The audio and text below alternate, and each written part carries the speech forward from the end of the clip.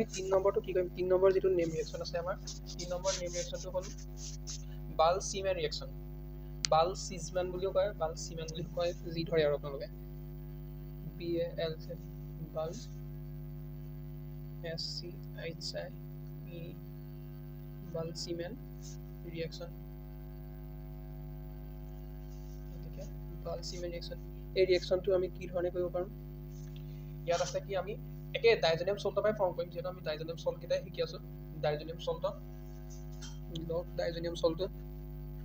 salt লিখিব শিকিছো কি আছিল N2 + X- তাত যদি নতুন এটা ৰিএজেন্ট দিম কি বস্তু চেঞ্জ হয় মই এবোৰ ৰেড পেনে লিখি যাম চাব আপোনালোকে HBF4 এটো দিয়া মাত্ৰ আমি ইয়াত কি হৈ যাব N2 থাকিব এটা N2 + X- আছে ইয়াত আমাৰ হ'ব HBF4 তেতিয়ালে N2BF4 কমাই যাব ইয়াত N2BF4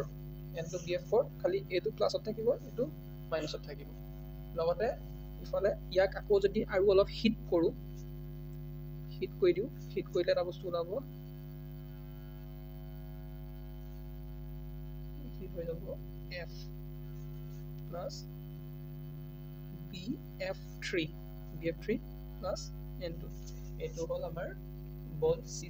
বাল-সিজমেন গতিকে একবাৰ চাব ডাইজেনিয়াম সল্টত HBF4 দিব HBF4 দিয়াৰ লগে এই যেটো BF4 পাৰ্টটো এই BF4 পাৰ্টটো গৈ পিনি ইয়াত সোমাই যাব HX2 বাহি হৈ যাব লগালো তেতিয়া যেতিয়া সোমাই গল হিট কৰিলে হিট কৰা মাত্ৰ F2 ইয়াত লৈ ললে বাকি BF3 টো এক্সট্ৰা হৈ ওলাই আহিলে আৰু লগতে N2 টো ওলাবই কাৰণ N সদায় ট্ৰিপল বন্ড ফৰ্ম কৰি থাকে কি এক্সট্ৰা হয় বাহিৰলৈ ওলাই গৈছে এটো হ'ল আমাৰ বাল-সিজমেন ৰিঅ্যাকশন নেক্সট আমি চাও ফ্ৰিঙ্কেলষ্টাইন ৰিঅ্যাকশন 4 নম্বৰটো সিম্পল কে মই কৈ গৈছো ফ্ৰিঙ্কেলষ্টাইন ৰিঅ্যাকশন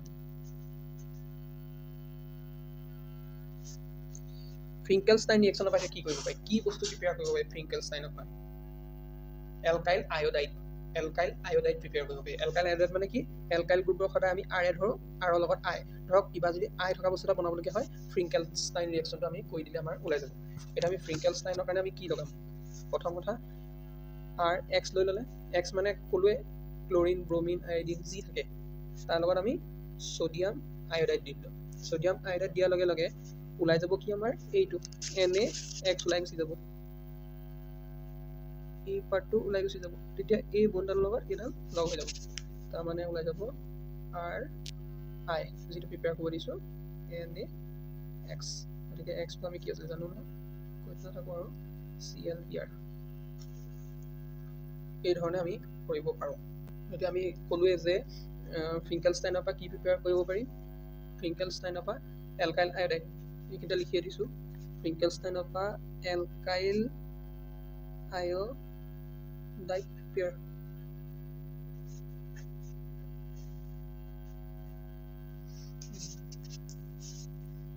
5 নম্বৰ পইণ্টটো Schwarz reaction Schwarz reaction পৰা আমি কি প্ৰিপেয়াৰ কৰিব পাৰো Schwarz reaction পৰা আমি এলকাইল ফ্লোৰাইড এইখিনিতে লিখি দিছো এলকাইল